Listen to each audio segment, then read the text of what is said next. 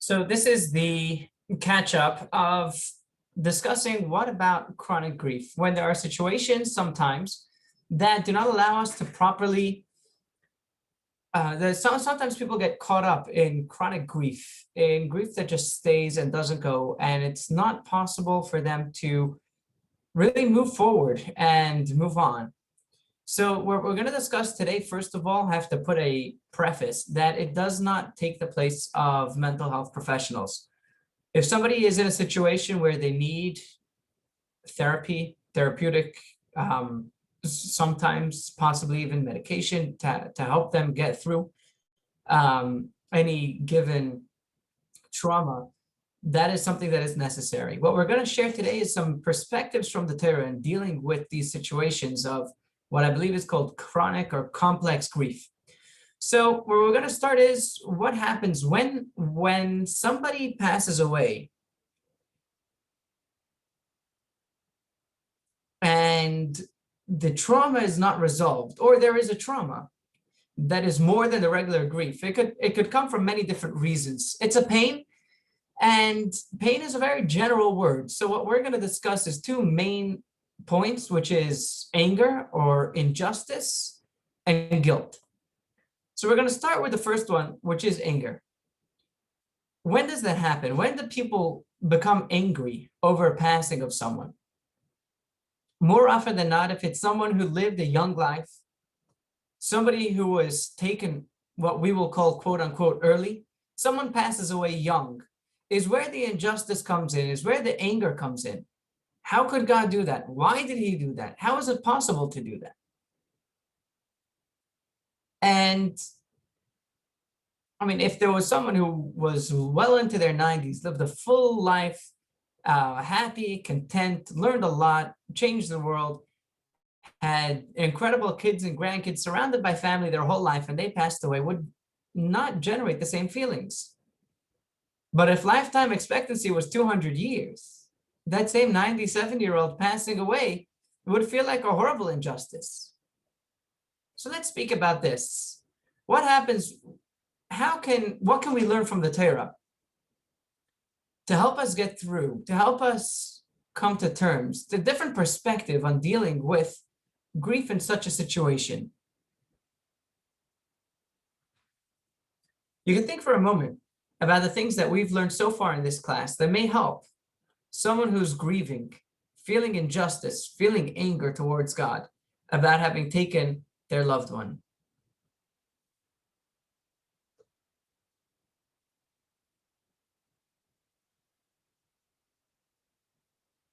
So let's look at text 11 now, about the 5 students who attempted to console their master. Now, let's just think about Rabbi Yochanan ben Zakkai himself. The author, the teacher in this story was a giant of a man. He lived through the destruction of the temple. He led the Jews during that time. So he wasn't just a rabbi. He wasn't just a great rabbi. He was an incredible emotional support. When we talk about the destruction of the temple, it's not just that the temple was destroyed, which itself was an extremely traumatic and devastating experience. Millions of Jewish people were slaughtered. Hundreds of thousands were taken on ships, shipped off the country for slave labor, or worse. And he led the Jewish people through this time. He was their bedrock. And when he lost his son, he was inconsolable. His 5 students each tried to console him, and that's what text 11 is. When the son of Rabbi Yochanan ben Zakkai passed away, his students arrived to console him. Rabbi Eliezer entered and sat before him. Master, he said, would you like me to share a thought? Speak, he responded. Rabbi Eliezer said, Adam had a son who died, and he allowed himself to be consoled. How do we know that he accepted consolation? For it is stated that Adam was again intimate with his wife, which means that at some point he came to terms, with his loss and began a regular lifestyle once again. He allowed himself to be loved, and he allowed himself to love. So should you also allow yourself to be consoled. Rabbi Yochanan retorted, is it not enough that I'm grieving my own loss, that you have to make me feel pain for Adam also, who lost his son? So then Rabbi Yeshua answered, and we're going to see what all 5 students, we're not going to read all the details of each text, the first four students, they all came and juxtaposed and said why there was some other great personality who also suffered loss and went on to console themselves or allow themselves to be consoled. So Rabbi Yeshua said, Job had sons and daughters, and they all died in a single day, and they were consoled, and he accepted consolation. You should also accept consolation. And Rabbi Yochanan said, you're not only painting me about my loss, you have to paint me about Job as well. I guess these students didn't converse with each other before they went in to discuss their game plan. They went over repeating again the same kind of things. So then Rabbi Yosei entered, and he said that Aaron had two illustrious sons and they both died in a single day, and he allowed himself to be consoled. And Rabbi Yochanan said, it's not enough that I have to grieve my own loss. You want me to grieve also for Aaron? Then Rabbi Shimon said about King David, who lost a son. Again, same response from Rabbi Yochanan. And then the fifth student came in. Rabbi Elazar ben Arach entered. When Rabbi Yochanan saw him, he told his attendant, grab a set of clothing for me and be prepared to follow me to the bathhouse. For Rabbi Elazar is a great person, and I will not be able to hold out in the face of his comforting words. He already knew. He knew his student, and he knew that his student would say the right thing. Rabbi Elazar entered, sat before Rabbi Yochanan, and told him, let me share a parable, and I got a paraphrase. You can read it inside if you'd like. He said there was a person who the king entrusted a certain article for safekeeping. And every day this person was trembling in fear. When is my duty going to be over? Could you imagine being entrusted and caring for something for the king? What happens if you lose it? What happens if it gets damaged? What happens if you don't take the right care for it? Horrible consequences.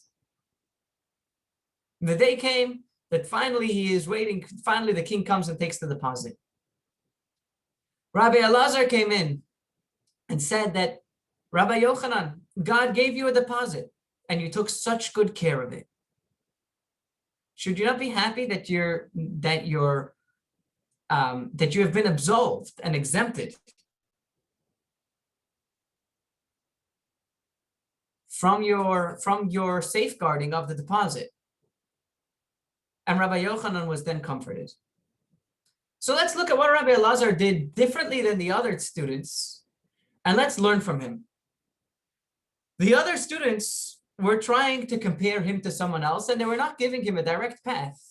They weren't telling him what to do to be comforted. They weren't explaining to him or trying to actually comfort him. They just said there was someone else who was comforted, you should also.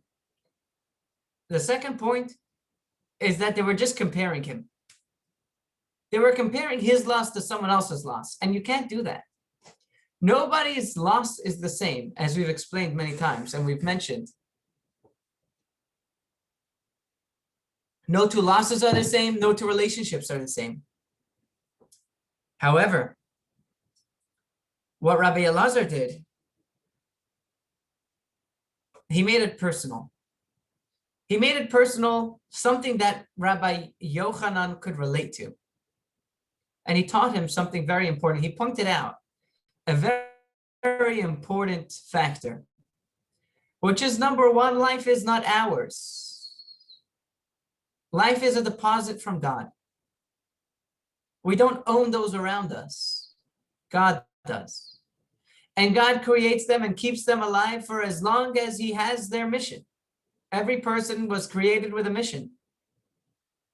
And only God knows how long they have and how long that mission takes. And when God takes someone back, that means their mission is complete. They have completed their mission.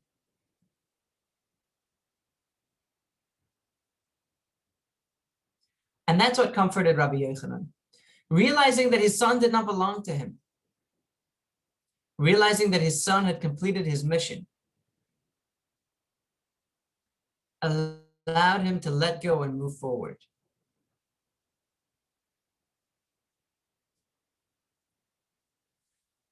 The second point is guilt.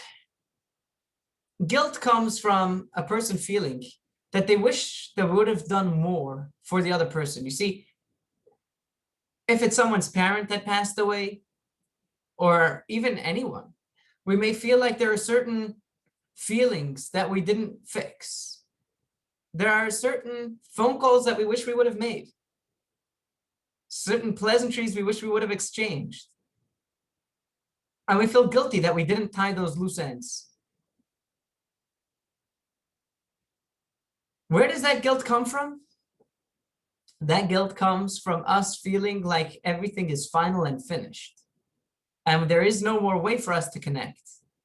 There's no way for us to right those wrongs. You see, if that person was still alive, we would think to ourselves, okay, it's not so important. I can still make the phone call tomorrow. I can still make up tomorrow. I can still do things later. Next year, I'll call every week.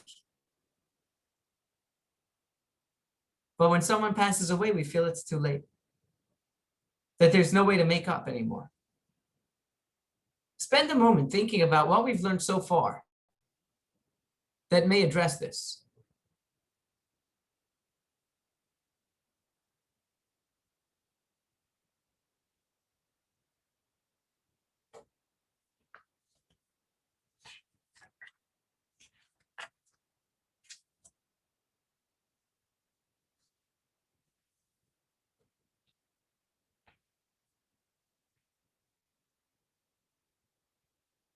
The truth is, as we've learned, that death does not end the relationship. We can still do things for them. And like we're going to discuss next week in lesson 4, there are still many things that we can do to help the soul. The soul understands, the soul hears. When we say Yizkar, Kaddish, do tzedakah in memory, or any other mitzvah, as it will be explained at length in the class, makes a big difference for the soul. And if we look at text number 12, when children, it's on page 108. When children say Kaddish for their parents, it's like sending them regards. When they learn a chapter of Mishnah on their behalf, it is like sending them a letter. And when they fulfill mitzvahs and good deeds for the benefit of their souls, it's like sending them an entire parcel. So we've all heard regards from somebody who met someone close to us. It's nice. It's not as personal as, say, a letter that you receive in the mail. And imagine a package that comes from them. When you say Kaddish, or have someone say Kaddish, you're sending them regards. When you learn Mishnah, you're giving them a letter. And when you do good deeds, mitzvahs, you're sending them packages, helping them. So even if we feel guilty about what we have not done, we still can make up for it, and we can still do better. Channel that guilt and help it move your service of Hashem forward. Do extra mitzvahs for them, and they will receive that happily. So to summarize, to help with anger is realizing that people, our loved ones, do not belong to us, and we do not understand their mission or why they were taken early. And guilt, it's not too late. We can still make things right.